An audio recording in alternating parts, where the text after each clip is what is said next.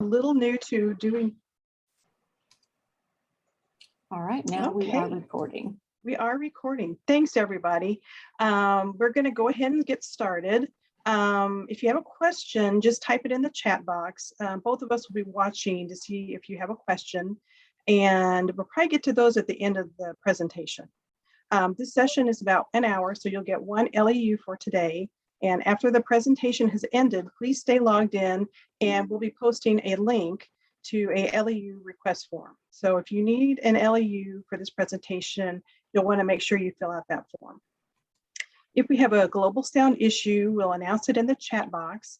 If you're unable to resolve any individual sound issues you're experiencing, we are recording the webinar, and you can watch it online after the presentation has ended. Feel free to send me or Kara an email to get that link. And if you don't want to wait till it's posted on our website. Again, if there is a global sound issue, we'll make an announcement. Okay, welcome everyone. Very glad you could join us today, especially on a Friday afternoon. My name is Paula Newcomb, and I am the Northeast Regional Coordinator for the Indiana State Library. And with me is Kara Cleveland, and she's a Professional Development Office Supervisor. We will be presenting Speak Up, Responding to Uncomfortable Situations. So just a couple announcements. To register for other webinars or other trainings available from the Professional Development Office, please see the Indiana State Library's events calendar, which can be found on our website at www.in.gov/library. For a full list of our current in-person training menu, please see our continuing education website. This session is about an hour, so you'll receive one LEU for this presentation. If you're watching an archive recording of this webinar, instructions on how to obtain your LEU are in the video's description on YouTube. Or you can also find these instructions on the ISL's continuing education website under the LEU policies. So again, if you have a question, please add to the chat. If we don't get to your question, we will be saving the chat, and we will send out the answers in a follow-up email. And also, feel free, while we're talking about these uncomfortable situations, if you want to add them in the chat and then maybe see if anybody else has had to deal with a similar situation. So let's go ahead and get started. So we have 10 uncomfortable situations to go over today. This presentation was originally done by Emily Correa from the Campbell County Public Library System in Virginia, and also Dana Bomba. She works at the Chesterfield County Public Library, also in Virginia. They used to work together, and they came up with this presentation to guide, I think it was a lot of times newer employees that weren't used to what happens in libraries. So this is a very good presentation to get some ideas on how to deal with these. So again, we're going to be talking about uncomfortable situations. It can be a tricky topic. You definitely can be caught off guard by inappropriate comments by patrons or even colleagues. And oftentimes we aren't prepared to respond appropriately. So these several scenarios that we're going to cover, and we're going to talk about some responses you can use. And these phrases can be definitely used professionally as well as personally. So if you have these kind of things that happen outside of your work life, you might soften them a little bit, but definitely you might find them very helpful. So we'll go to the next slide. And Kara, have you start? All right. Welcome, everyone. We're glad you're here today. My name is Kara Cleveland. I am the PDO supervisor. And we just wanted to give a little background about ourselves before we get started. I started out as a public librarian. I was the youth services manager for Salem Public Library in Southern Indiana. And then after that, or while I was doing that, I went to IU and got my master's. From there, I worked at Clarksville High School for 11 years, worked with young adults, and that was a lot of fun. And from there, I went to an elementary library. I worked there about 7 years. And then after that, I moved up to Indianapolis for this job. And that's a little bit about me. Yeah, well, that's great. And then me, I'm currently the Northeast Regional Coordinator. I started this job in 2014.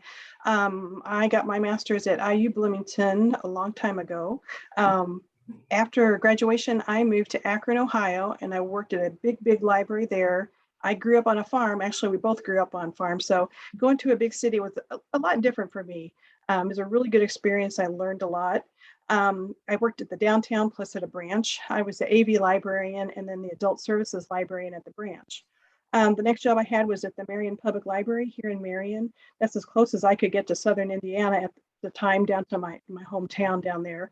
But I was a reference librarian and a webmaster at that job.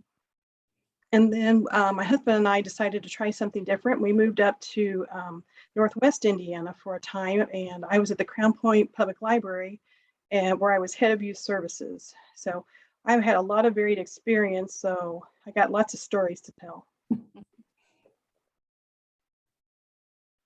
Okay, and this will be our agenda. We're going to talk about some bad behaviors and also situations and the possible responses, and we'll end the session with some pro tips. So, Kara? All right. First of all, we would like to go over some definitions for types of negative behaviors that you might encounter in your job. The first one is microaggressions, and those are usually things that we're not even aware that we're doing. And you don't really even realize how hurtful it might be or how upsetting. For example, if you ask someone of color or different from you and you say, are you from this country? And that just kind of highlights the fact that you see them as different. And the next one is incivility. And that in a workplace can be things like, just rude behavior, not considerate of others, saying things to you in front of patrons that they shouldn't say, those kinds of things.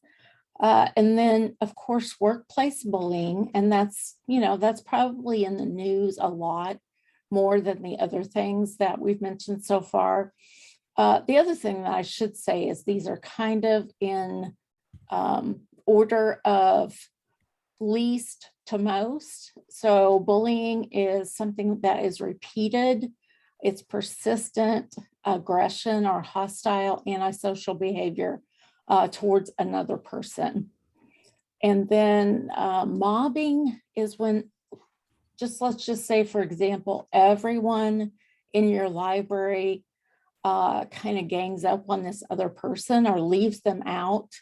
And it's specifically a group of people that are emotionally abusing and bullying an individual. And then harassment, it can cover all kinds of different things. Sexual harassment, it could be harassment due to a disability or religion or anything like that. And just so you know, Sherry Harris did do a webinar on that not too long ago. So I think actually I'm the one that's supposed to be transcribing that. And I will do that as soon as DIY is over because I have not had a chance. But she has done a more in-depth webinar on harassment. Okay. So we're going to start off with a poll. If you guys happen to have a phone nearby, or if you have, you can move your, open up another window on your computer, your laptop, tablet, just type in www.menti.com. And then I'm going to bring up that page and you'll be able to see the code that you put in. So I'm going to do that right now. So we're going to ask this first question. Have you had an uncomfortable situation at your library? So just use the code that's at the top, 3315561. Oh my gosh, 100%. We're not surprised. It's very sad, but we're not surprised.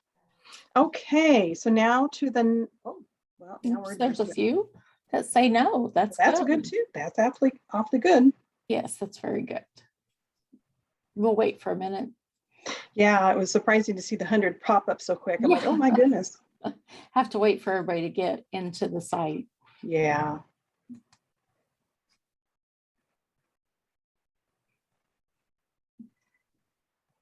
Okay, well, that does give us a good indication. We can actually see how many people have added something. 39 right now, and we've got 72 people in this presentation right now. And I know this probably caught you off guard if you didn't have anything next to you, your phone or your, you could get to it on your computer.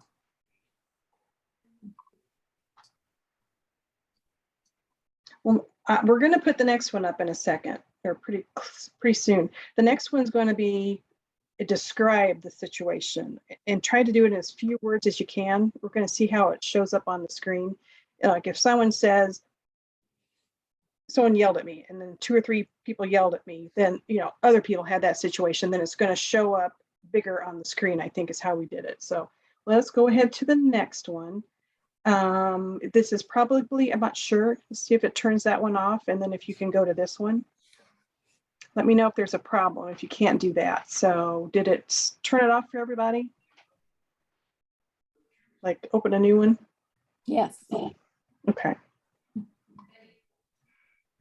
Or I can see it anyway. Oh, there we go. Yay. Yes. Well, not.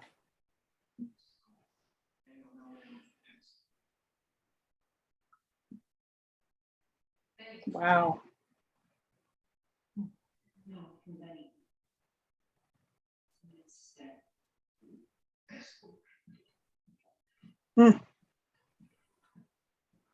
Yeah, if you don't have access to being able to put it on Mentimeter, go ahead and put it in that chat.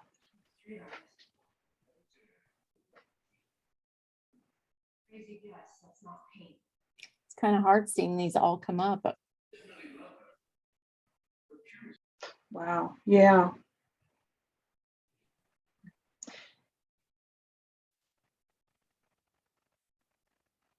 So differences of opinion, the boss hit on me, students fighting, flirting, yelled at. Looks like that's becoming one that's really prevalent in here. And someone has not, a lot of people haven't had any. We've got homophobia, yelled at, still's coming up, inappropriate joke, stealing library material, sexual harassment, difference of opinion. Well, and there's some really bad stuff. I mean, it's all bad, but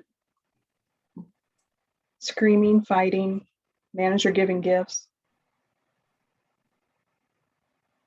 Yeah. Being stalked by patrons. Ugh. Inappropriate comment. I don't know if I have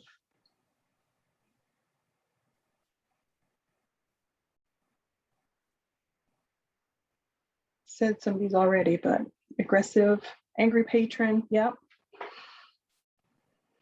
So if you haven't had any of these things happen to you, you're very fortunate. Yeah. So, okay, I'm going to actually be able to save this stuff. If you guys need me to, I could send it to you later if you want to see what we answered. Totally fine. We'll go back to the presentation. Thanks so much for doing that. I think that's like maybe the second time I've used Mentimeter, so I think it works pretty well.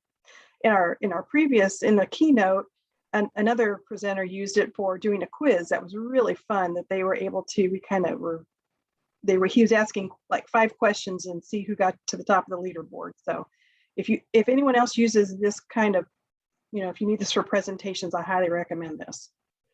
Okay, so we'll go back to Kara now. All right, and you'll see it's okay to respond. It's in big, bold letters.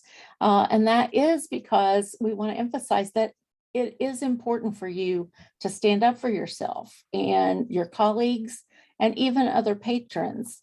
You probably hear that phrase, you know, say something. And that's kind of becomes like a buzz phrase for bullying and those kinds of things. And it depends kind of on how long you've been at a library, you know, how well you know the people you work with, the patrons, et cetera. You know, at first, whenever you get there, you may not really know how to handle different things, but hopefully you will be introduced to your library policies and have people that you can talk to and work with. So whenever you do have a response, which we're going to focus more as we go into the presentation, but just make sure that it's something that's short and to the point, so you don't have to get into, you know, like an argument with someone. You know, another thing you can do is if you're in an uncomfortable situation and it's not resolving itself, you may want to have a coworker, you know, come for backup.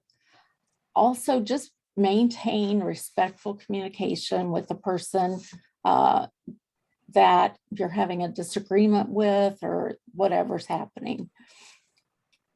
And also, as a supervisor or as a manager, it is important to let people that work with you or in your department know that they are allowed to respond and that they'll have your support if you have to do something.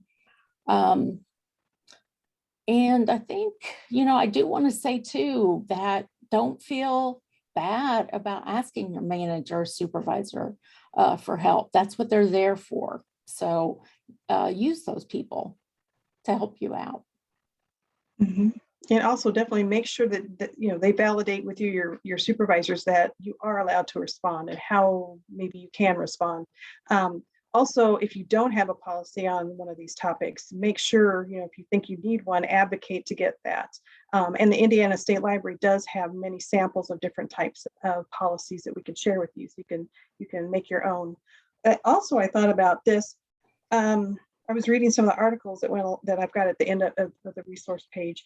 A couple different places that I worked at, one of them, we had panic buttons that we actually had like on a cord that we put on our, around our neck, so that, because we were a multi-level facility, so we could at least hit that and then alert someone if something, even worse than some of these things we're going to go over today, if you had to do that. Or another place, we had it at the desk. That's a little bad, because what if something happens in the stacks and you're not at the desk?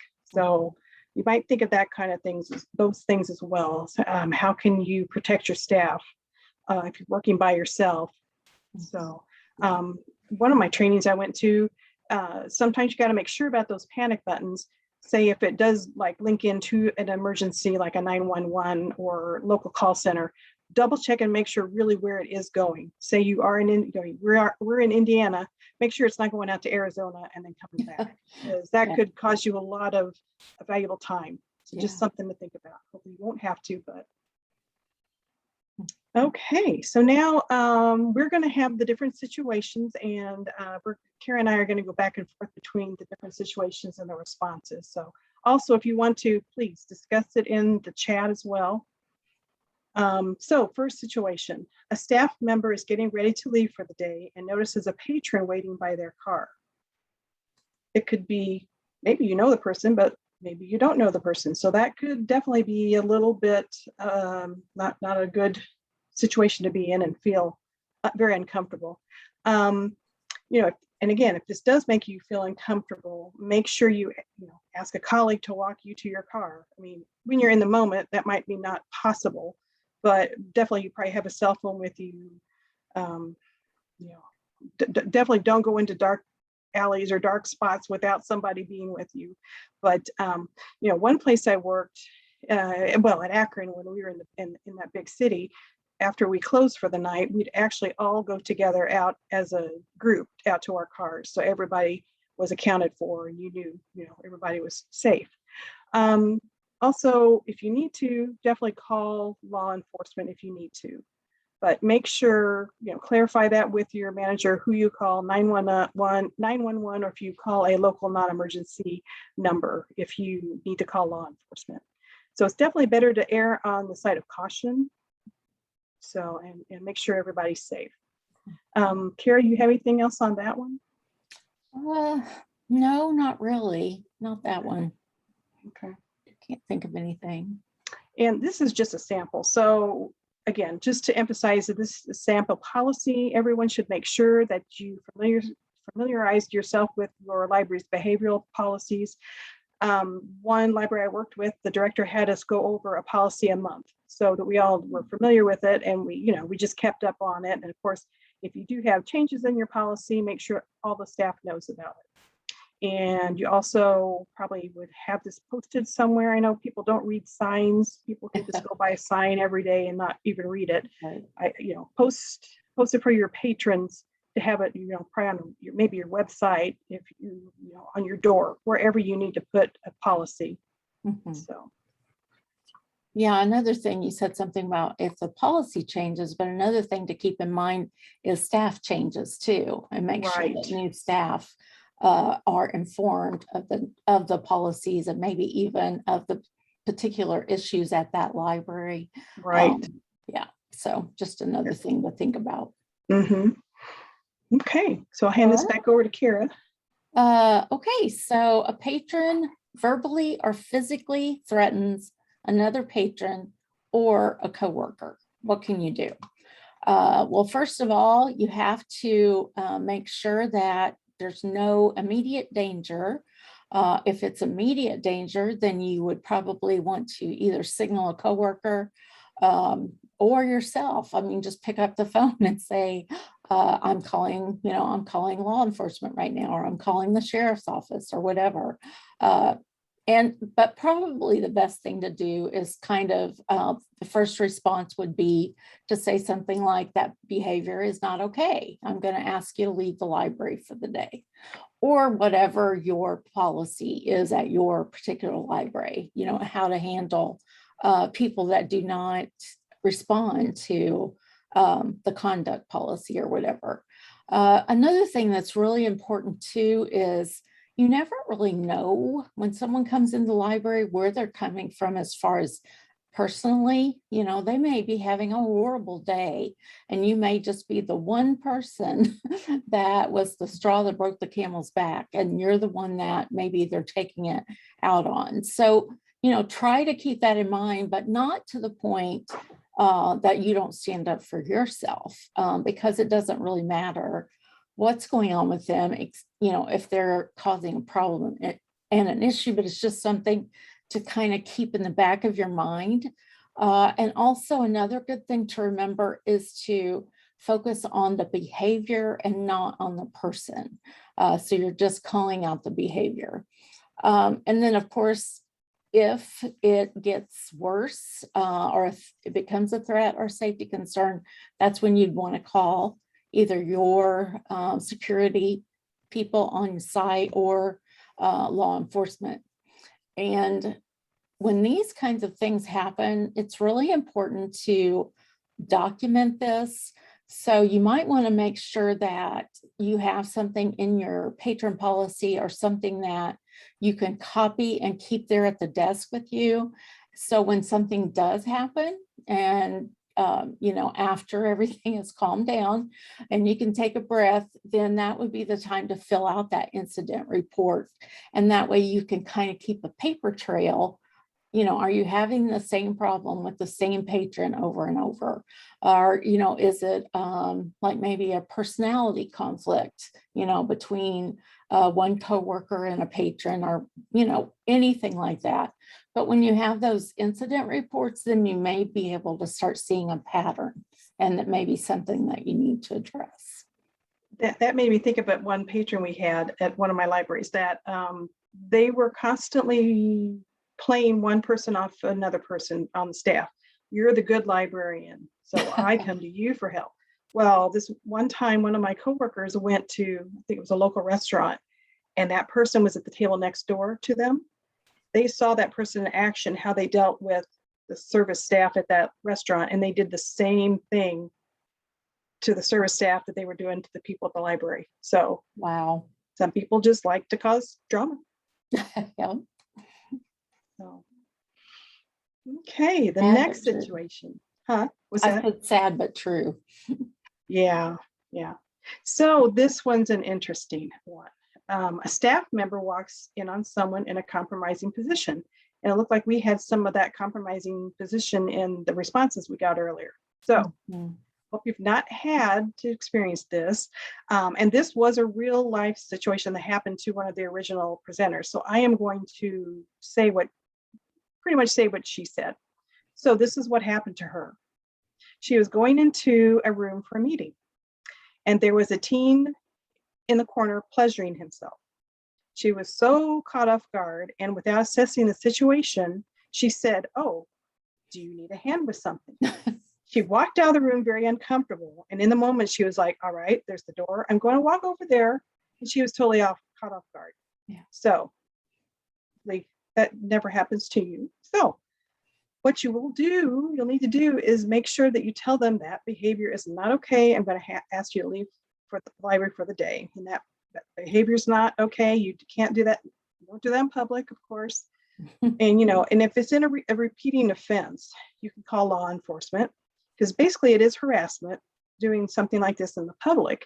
I think something similar also happened at another library I worked at. It happened before I started there, but very similar. This person was at a computer and doing something very similar. And they actually, I think, banned that person for life because it must have happened enough times that it just was not going to stop. So they might have even gotten a criminal trespass. So definitely deal with your library board. If you have a library lawyer, find out how to deal with that type of situation if that is something that recurs a lot. Well, hopefully it doesn't.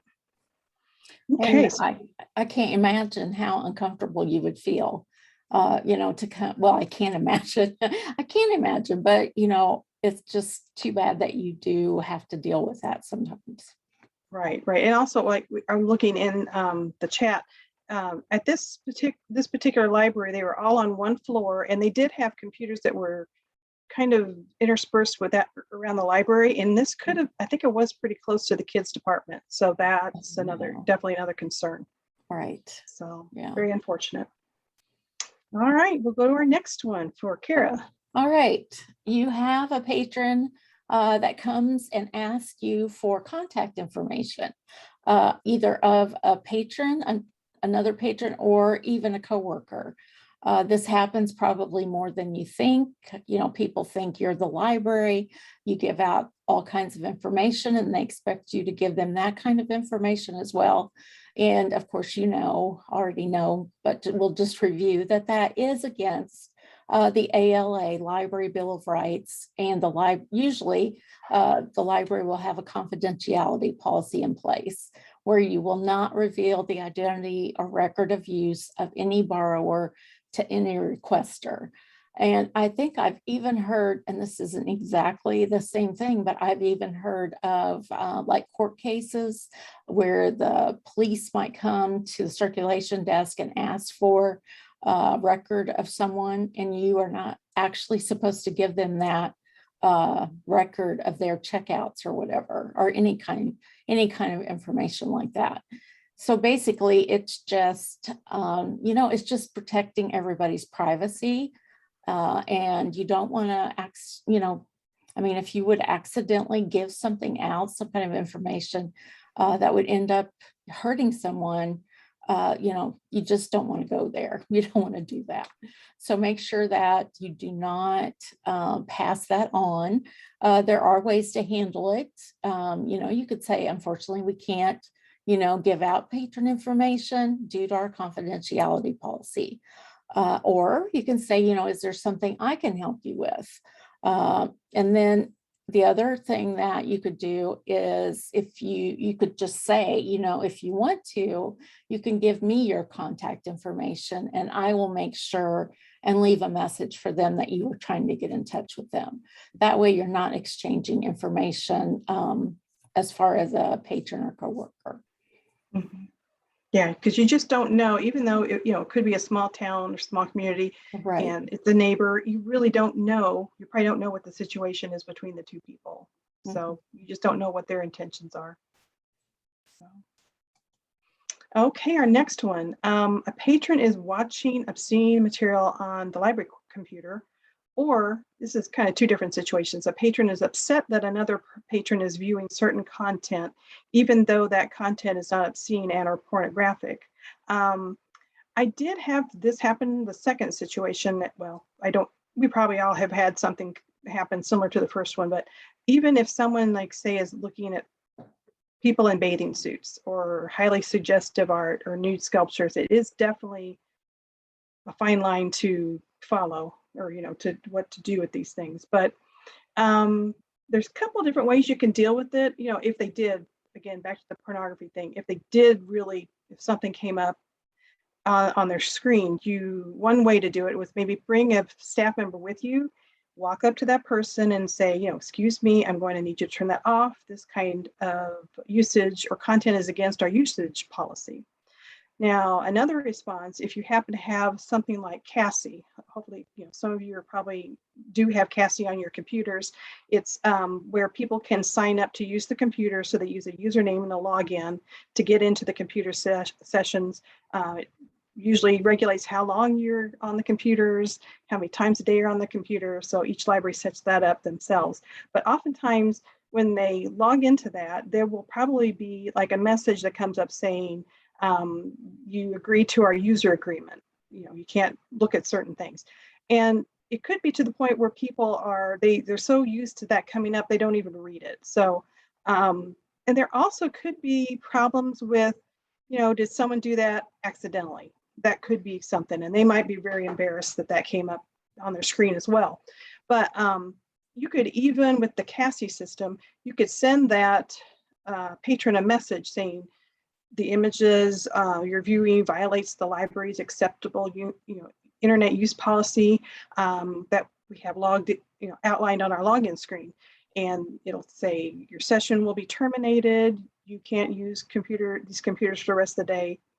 That way, it doesn't, if you do it that way, the patron won't hopefully they're not embarrassed in front of other people and they can just get up and walk away. But on the other hand, there's a few libraries that don't use any kind of filtering, probably usually in bigger cities.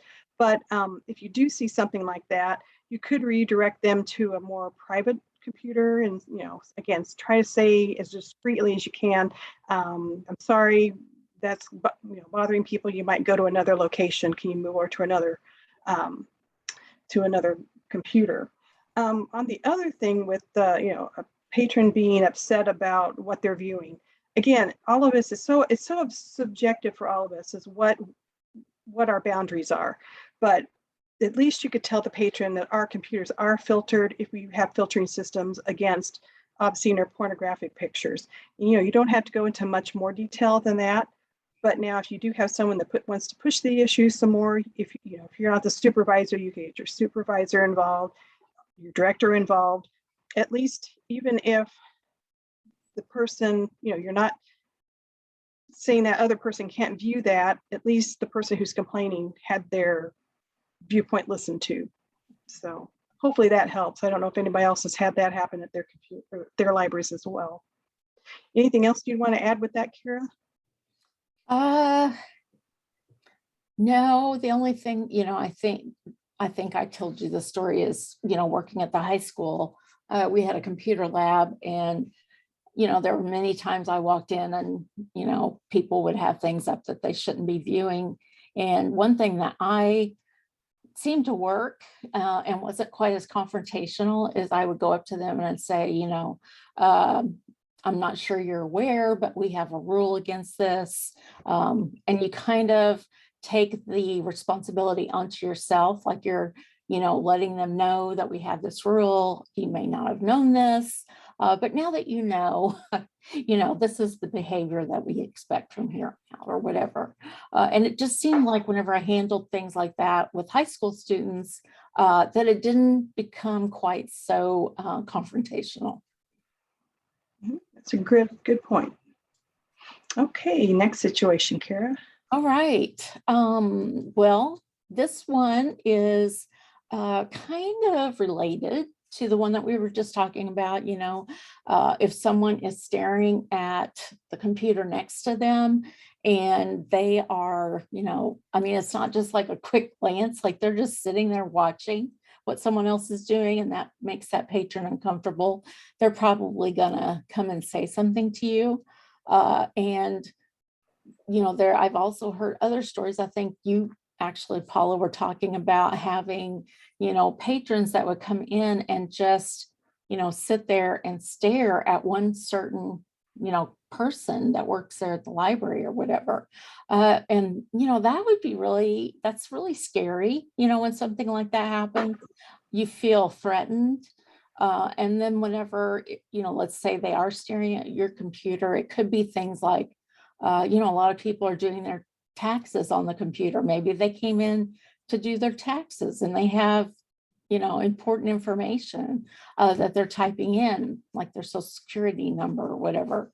And that's, they want the privacy that they're not going to have to worry about somebody stealing their information. So it's definitely an invasion of privacy. And these kinds of things can actually be covered in your acceptable internet use policy, as well as your patron behavior policy. So we kind of put two situations together here, but they're kind of related. So we wanted to talk about those together. Mm-hmm. Oh, yeah.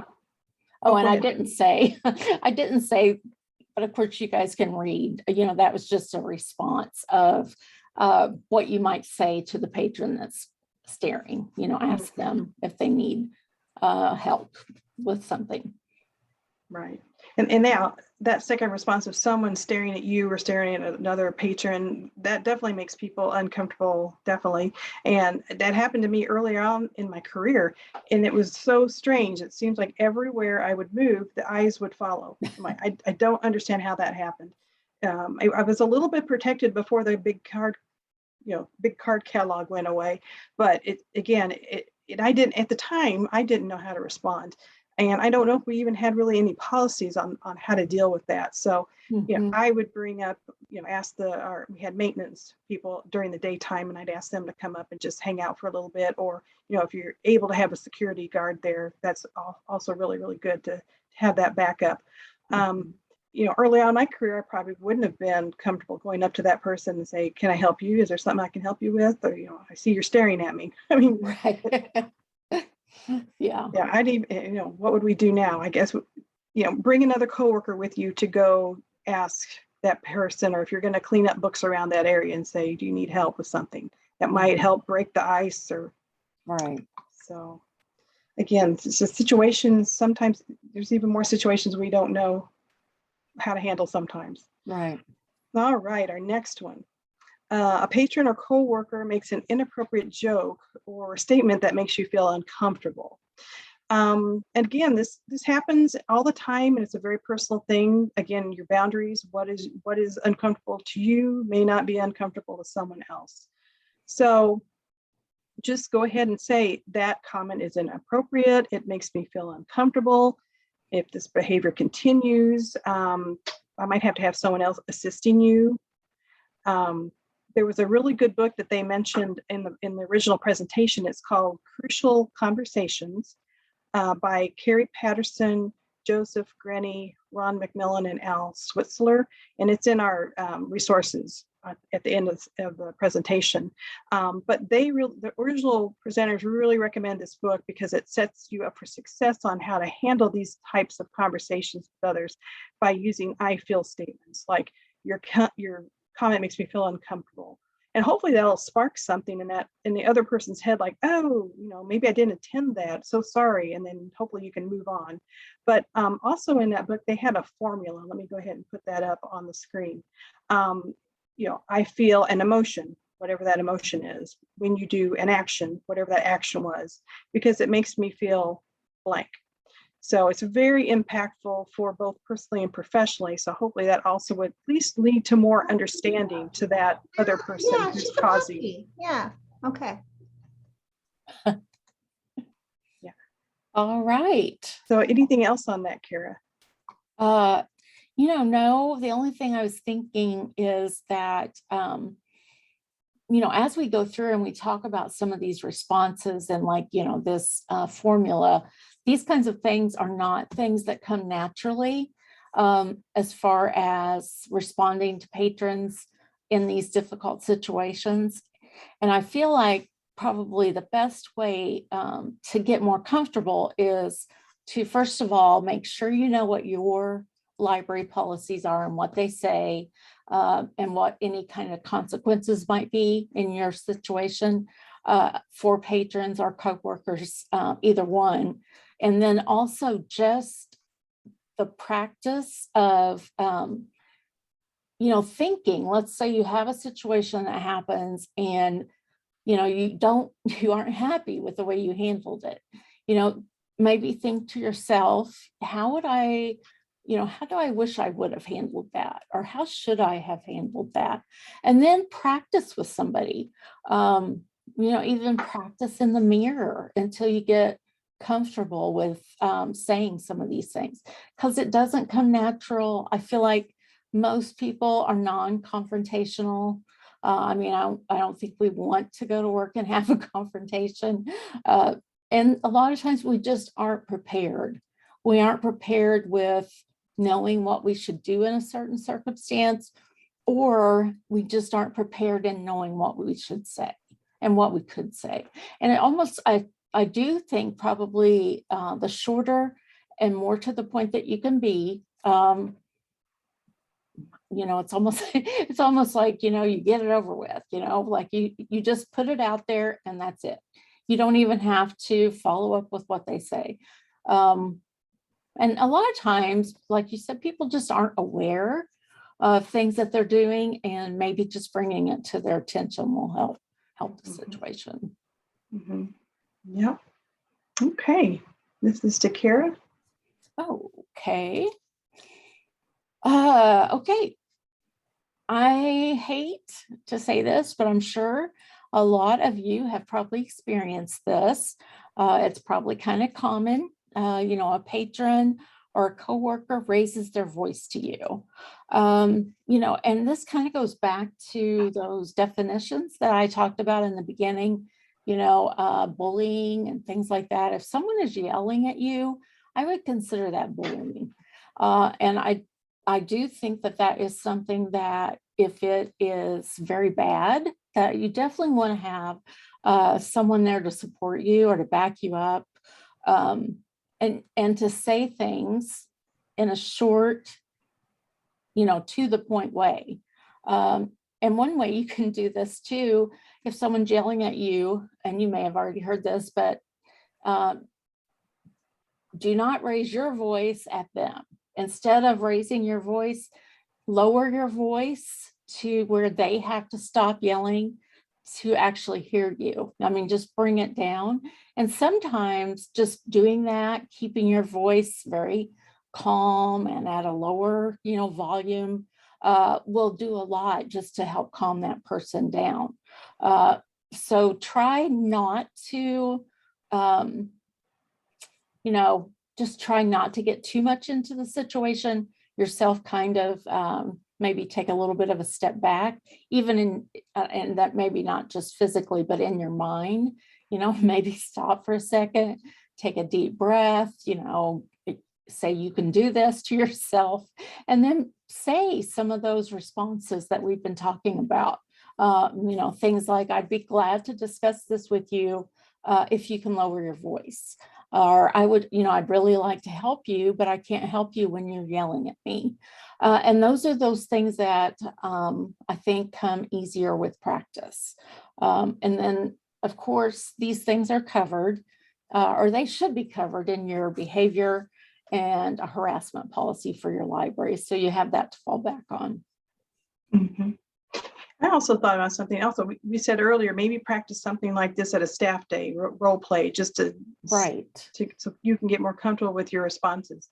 And also, I just thought of another thing. I heard another presentation. Someone told me gave me this cue called, if you think of the word Q-tip, it could stand for quit taking things personally. So, someone's yelling at you, you're probably going to take it personally. Again, you don't know what that person's going through that day.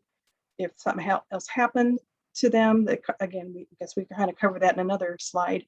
Also, we had a patron at one of my libraries I was at, that this person could even have you on the phone yelling at you and just being irrational, and you could almost get to the point of crying because it was that bad. Oh no. Yeah, later on we discovered this person was in a local facility in the city.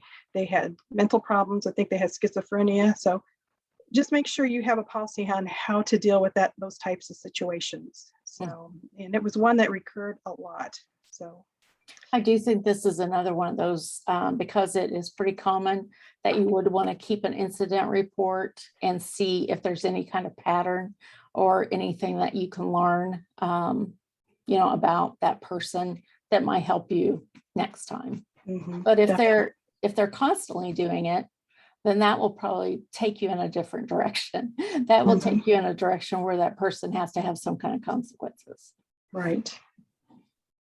All right, we've got number 9. We're almost to the end. A coworker or a patron touches you inappropriately or engages in unwanted contact with you, including a pat on the arm or a hug. Definitely, this can be very uncomfortable. you might just have to come out and respond saying that makes me uncomfortable. I prefer you not do that. And if you're not comfortable responding, you might have to even escalate it and report it to your supervisor or to HR, or if you don't have HR, because I know a lot of libraries probably in the state don't have HR, your director, you might have a grievance board or a grievance committee on your board, hopefully it doesn't go that far, but just make sure you get it, you don't have to take that type of, I'm going to say harassment or that happening to you. On the flip side, I mean, this one fella I love to recount this story. We had a patron, a dear old fella, that older gentleman, and it turns out he was Dick Van Dyke's uncle. And he would always call me little darling. I had a rapport with him and I knew he was, a good person. And one day he wanted to give me a kiss on my hand. So maybe that's not probably appropriate, but I didn't feel threatened. But in other cases, like one of the presenters in the original presentation, she said that she had a customer once kiss her on the forehead. Her boss saw it and he immediately kicked that person out. So, I don't advocate for anybody doing any of those things to you, but again, situationally. So again, it goes back to your patron policy manual and your behavior and harassment policy. So let's go ahead and head on to the next one, our last situation. All right. A patron or coworker engages in a microaggression aimed at you or someone else. And this could be something like, asking a person of color if they're from a different country, or are they from this country, or just making assumptions based on someone's appearance about them, or the way they act, and saying things that are just, I would say inconsiderate, maybe things that they're not even aware that they might be offensive to someone else. And this is another thing where practicing, I think, saying things like, you're making me feel uncomfortable, please stop. And I really like this one because it's so short and to the point. That's not okay, please stop. And I could see saying that where maybe you're a witness to a situation, you see something happening or you hear people saying things like that, and you just call it out right there. And that's why I like that. That's not okay, please stop. So, and you can refer those kinds of things to your supervisor, and it should be covered in your policy manual, how you're going to handle situations like that. Sometimes it's just awareness, making people aware of things that they're saying that, that it's not okay. Maybe they've never been told that. Maybe they just think they don't even realize what they're saying, and that it could be hurtful, to someone else. Mm-hmm. Well, we're almost to the end. We've got about, I think, 3 more screens, and I guess it looks like we are running out of time. We're almost to the hour. So here's some added phrases that you might think about. So, calling me sweetheart, honey, baby, definitely is demeaning. And you could tell that person, that's demeaning to me as a professional. Please do not do that again. Or my marital status, appearance, personal life, has no bearing on my ability to assist you. I'm happy to answer any questions at the library, but I will not answer questions about my personal life. If this behavior continues, I will ask someone else to assist you, or I will ask you to leave the library. It might actually escalate to that as well. So again, just make sure you practice this. We keep saying that, practice and practice to make sure you know how to handle some of these situations, and the responses that you could use. Okay, next one for Kira. I think that my favorite one out of the responses on that slide is the one, I'm happy to answer questions about the library, but I'm not going to answer questions about my personal life. And that just cuts that off right there. Ask me anything about the library. I'll be glad to help you. Just don't ask me personal questions. Mm-hmm. So I like that one. I think that's one that I would memorize if I could and maybe use or practice using, because I think it would go to a lot of the different situations that we've been talking about today. Okay, so what happens if you are a witness or a bystander to something that's going on? I think probably the most important thing is being aware of your environment and what's going on around you with your coworkers, with patrons that are in the library. Make sure your colleagues feel supported and support them too in situations that might come up. Sometimes it's hard to confront something by yourself, but it's also hard if you have another person with you to confront that. Call bad behavior out, and say, that's just not okay. Please stop. I love that one too. That's another one I would memorize, I think, because I think those would be, short and to the point, easy to remember. And then, just practice. So, of course, don't repeat gossip. I like become an upstander. I like that phrase. And that's just standing up for someone, when they need help. And then develop policies too. Make sure your policies cover these situations that we've been talking about today. Mm-hmm. And oftentimes when we have these situations, especially if we haven't faced something like this before, or if it's just we're so caught off guard, the phrase fight or flight kicks in, or freeze or fawn. So you're just so kind of discombobulated, you're not sure what to do. So if you can get these things under your belt and keep practicing, or also know your coworkers, and if you notice that they're freezing or something's happening to them, if there's a way you can step in to help them. One place that I worked at, if we only had one person at the desk and that person was just, someone was monopolizing their time or doing something inappropriate, sometimes we would get the phone and call them and say, you're okay. Are you okay? Are you not okay? So at least your staff member could let you know if there was something going on, or if there's some kind of a signal you might have between coworkers, so you don't let the patron know if you're having troubles with something, if there's some kind of visible, if you put your hand behind your back, or if there's some kind of a hand signal you could use. So just peace sign. Yeah. So whatever you need to do so that you can communicate that non-verbally. Yeah, I really like that idea of calling, because you might not feel comfortable going up and getting in the middle of the situation, but it might not be that hard to call, and that might stop that situation too, because you have to stop and answer that phone call. And then you also realize that somebody's noticing and they care, they're here to help you. And by that, I mean your coworkers. But I love that idea. I love the idea of calling and making sure they're okay. I even remember that some of the responses from some of my coworkers would be like, when they're the ones having the trouble and they're on the phone, and they could answer like, oh yes, I will be down there as soon as I can. I'll get right down there to help you with that. So right, we've already practiced that to know how to try to get away from a situation that's not a good thing going situation. On. Yeah.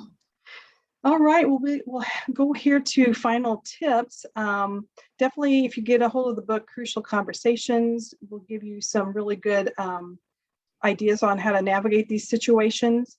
Again, document with your incident reports. Make sure that you have those at every single service desk at the library, because if you don't do it, and do it immediately or as soon as possible, because you will forget details, especially when you're under stress, you'll forget. And if your supervisor's making you uncomfortable, go to above their supervisor to talk to them and report it, because that unfortunately does happen as well. Again, and if you are uncomfortable reporting it, again, maybe you could report it to your supervisor and they could report it to someone else. So any way you can do it, make sure you can have backup of somebody if you need that help. There was one other book that the presenters in the original presentation talked about. It's a book called Life Scripts: What to Do, what to say when you get what you want in life's toughest situations. That one is by Stephen M. Poland and Mark Levine. It gives you very clear situations about things you might encounter in your everyday life. So that would be another good one to take a look at. So I think this is the end of the presentation. So again, it does get easier with practice. Like Kira said earlier, practice in front of a mirror if you need to. You know, sometimes you replay what happened to you in your brain and you think, oh, I wish I would have said this or I would have said that. That happens to me a lot because you don't think sometimes in the situation. You know, these are really good phrases to have in your back pocket. Practice them like you're doing a drill. Do it in front of a mirror. Do it from a coworker. Do it at a staff meeting. Also, you could use this presentation maybe as something like a do it at an onboarding, and you go ahead and use these for situations to tell a new patron that didn't know how to handle these situations or they're new to library. So definitely use these. This is a stepping stone and you can tailor it to your own needs and situations. So I know we didn't get time for questions and I will share the book titles. And I did put a link in the chat it's a form where you can go and fill it out if you would like a certificate for today.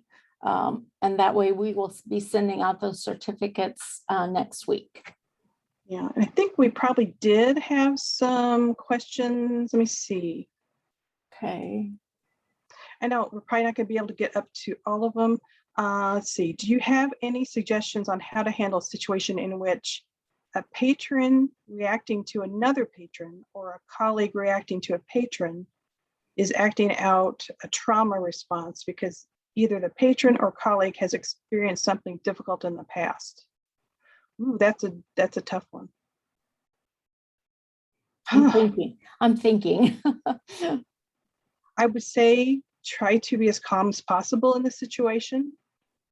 Would you possibly need to take them to another office or location? I wouldn't do that by yourself though. You know, make sure you have a staff member with you. Ask them if they, I don't know, even a simple thing of seeing, do they need water? Do you need a drink of water? Is there something we can do to help you? Do you need us to call somebody? Would those be good ideas? Does that help? That sounds good to me, Paul. I mean, those are the kinds of things that I was thinking too, you know, just to show that you care, basically, you know, and ask if there's anything you can do to help.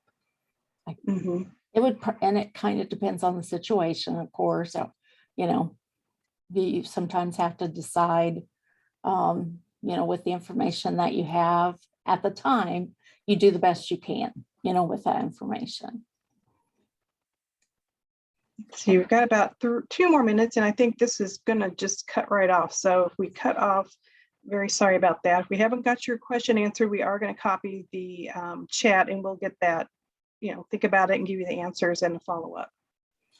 Yes, we can give you the responses that we talked about in the follow-up email. We can make sure that we include that.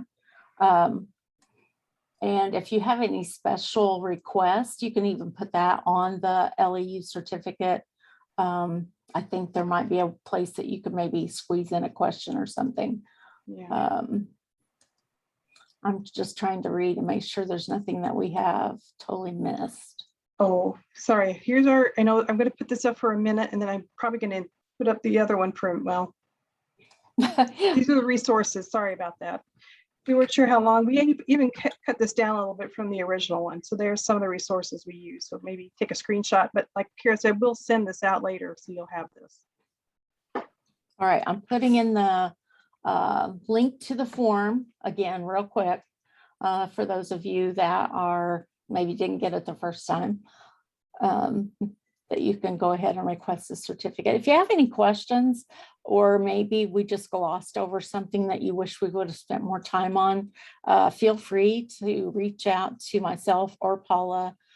We'd be glad to try to help you. I don't think she or I feel like we're experts at this.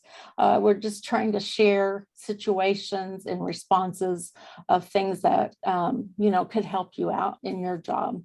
but I don't think either one of us would say, yeah, we're experts at, handling these situations, because it does take practice. Sometimes you're totally caught off guard, and you don't know how to respond in that moment. And that, to me, that's just where practice comes in. Practice. Okay, well, thanks everyone. Thank you, Thanks, everybody. Kara. Thanks, Kara, for doing this with me. This has been excellent. Thanks everybody for being here. You're very welcome. Thank you, everybody, for attending. Okay, you guys have a great weekend.